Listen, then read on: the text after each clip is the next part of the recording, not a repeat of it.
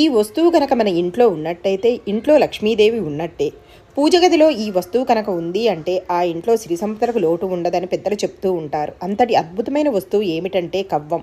అందుకే మీరు గమనించే ఉంటారు, గృహప్రవేశ సమయంలో కొత్తగా ఇంట్లోకి వెళ్ళేటప్పుడు పూజా సామాగ్రితో పాటు కవ్వాన్ని కూడా తీసుకువెళతారు. కవ్వానికి అధిపతి లక్ష్మీదేవి. మీరు పూజ గదిలో చక్కటి కవ్వం పెట్టుకోండి. పసుపు కుంకుమ అద్ది పూజ గదిలో పెట్టినట్టయితే లక్ష్మీదేవి మన ఇంటికి వచ్చినట్టే. నమస్తే.